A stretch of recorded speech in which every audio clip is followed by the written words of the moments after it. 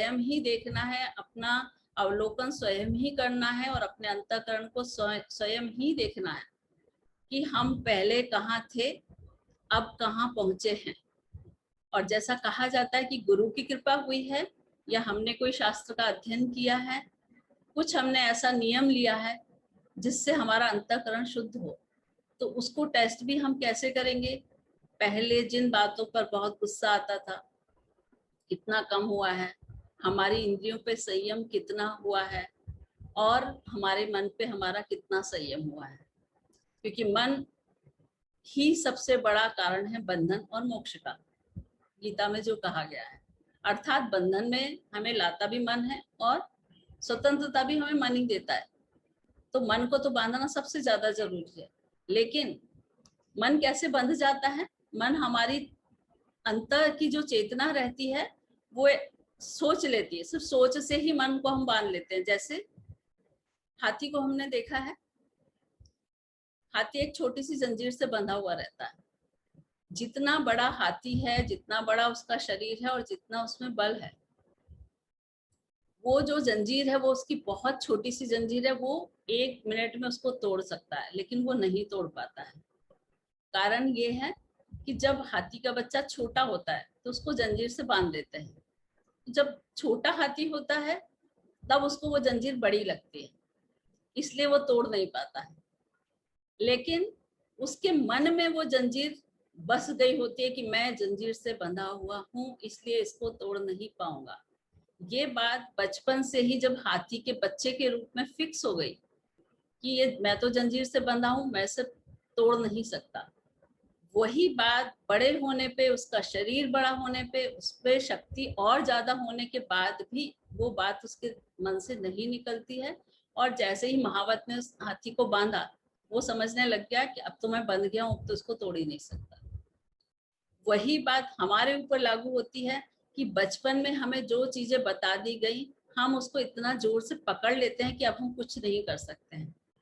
और कुछ बंधनों में इतने जकड़ जाते हैं या कुछ ऐसी परंपराओं में जकड़ जाते हैं कि हम ये भूल जाते हैं कि नहीं, अब हम बड़े हो गए। और कई बार हम वही चीज करते हैं कि हम धार्मिक होने में और आध्यात्मिक होने में अंतर नहीं समझ पाते हैं। हमें बचपन में धार्मिक होना सिखाया जाता है क्योंकि हम छोटे होते हैं, तो हमें बहुत सारी धार्मिक क्रियाएं, मंत्र बोलना, पूजा करना, मंदिर जाना, ऐसी छोटी छोटी क्रियाएं बचपन में सिखाई जाती हैं ताकि हम एक अनुशासन में आए, एक नियमितता में आए, एक जगह हमारी आस्था बने। लेकिन जो हाथी वाली बात है वही हमारे ऊपर लागू हो जाती है कि बचपन से जिन धार्मिक मान्यताओं से हम जुड़े थे, हम बड़े होने तक भी उसी मान्यताओं को पकड़ के रखते हैं जो कि धार्मिक है। लेकिन आध्यात्मिकता का हम स्तर नहीं समझ पाते हैं कि हमें धार्मिक होना इसलिए समझाया गया था कि हमें आध्यात्मिक होना है। क्योंकि बचपन में जब हमें पढ़ना सिखाया जाता है क्लास में, तो कुछ मात्राएं सिखाई जाती हैं, कुछ ऐसी छोटी छोटी बातें समझाई जाती हैं। लेकिन हम जब बड़े यूनिवर्सिटी में हो जाते हैं तब अ से अनार और ए से एप्पल नहीं सीखते हैं। लेकिन यहाँ पे अगर धार्मिक और आध्यात्मिकता की बात करें तो हम वहीं अटके हुए हैं। अभी हम ए से एप्पल पे ही बैठे हैं, अभी हम यूनिवर्सिटी में नहीं पहुंचे। तो हमें आध्यात्मिक होना है, धार्मिकता के लेवल से ऊपर उठना है। धार्मिकता के समय जो हम देते थे उसको हम आध्यात्मिकता, वो जो समय हमारे पास था, उस समय जो नर्सरी का स्कूल हमें जाना था 2-3 घंटे का, उस समय हमें अब यूनिवर्सिटी की पढ़ाई करनी है। तो यूनिवर्सिटी की पढ़ाई या कहें आध्यात्मिकता की पढ़ाई, वो समय है कि जब हम आत्मा और परमात्मा दोनों के मिलन, दोनों के योग में बैठे।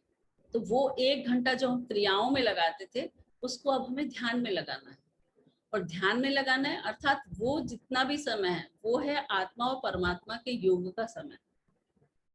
क्योंकि परमात्मा भी एनर्जी और हम भी एनर्जी, और एनर्जी से एनर्जी को ही मिलाना है। और एनर्जी से एनर्जी को मिलाने के लिए, जैसे कि एक वायर जोड़ने के लिए जिसपे प्लास्टिक का एक कवर चढ़ा रहता है, एल्यूमिनियम का तार हो या तांबे का तार हो, तो जब तक हम उसका प्लास्टिक ऊपर से नहीं उतारेंगे वो तार को नहीं जोड़ पाएंगे। अगर प्लास्टिक सहित उस तार को जोड़ेंगे तो वो एनर्जी जाएगी ही नहीं। तो वही बात हमें ध्यान में करनी है कि हमें जो ऊपर का लेवल है उसको हटाना है, बाहर का लेवल हटाना है, और हमें ऊर्जा से ऊर्जा को जोड़ना है, आत्मा से परमात्मा को जोड़ना है, जो कि ध्यान से ही जुड़ती है। तो हमें उसी समय ध्यान करना है और योग करना है, और यही योग से, ध्यान से जो ऊर्जा हमारे अंदर आएगी, जो हमारे मेरुदंड में आएगी, जो हमारे चक्रों में आएगी, जो हमारे चक्रों को जागृत करेगी, जो चक्र के ऑरा के अंदर, चक्र के अंदर बाहर से जो भी नेगेटिविटी आई हुई है, नकारात्मक ऊर्जा, पूरे दिन के काम में जितना भी हम बाहर की जानकारियां ले रहे हैं, बाहर के लोगों से मिल रहे हैं, नकारात्मक लोगों के विचारों को सुन रहे हैं, उतना ही हमारे ऑरे में वो एनर्जी आती जा रही है, और हमारा ऑरा उसी से गंदा हो रहा है, मैला हो रहा है, और उसी को साफ करने की प्रक्रिया हमारा ध्यान है। अब हम उस बात पे जाएंगे कि ये ऊर्जा, ये नकारात्मकता आती कहाँ कहाँ से, क्योंकि आपने एक बड़ा बर्तन सा ले लिया जिसमें बहुत सारी ऊर्जा तो आप भर रहे हैं, लेकिन ये नहीं पता है कि वो जो पानी आप भर रहे हैं उसमें इतने सारे नीचे छेद है कि सब पानी तो निकलता जा रहा है, या गंदा पानी तो आप भरते ही जा रहे हैं, फिर कहाँ से हम सकारात्मकता को ढूंढेंगे। तो हमें पहले, सबसे पहले ये ढूंढना है कि हमें सकारात्मकता कैसे लानी है, और नकारात्मकता आ कहाँ से रही है। क्योंकि अगर आने वाला ही रोक लग जाए, जैसे जहाज में पानी भरता है, मान लो एक जहाज है, एक नाव है, उसमें छेद हो गया और वो पानी भर रहा है, धीरे धीरे पानी भर रहा है, और उससे नाव के डूबने की संभावना है। आप ऊपर से कितना भी पानी उलीचते जाएंगे, लेकिन नीचे से जो पानी भरता जा रहा है उसको क्या करेंगे। लेकिन सिर्फ नीचे का पानी आना ही बंद कर देंगे तो ऊपर का पानी फिर बढ़ेगा ही नहीं। तो हमें सबसे पहले वो जहां से भी नकारात्मकता आ रही है उसको सबसे पहले रोकना है।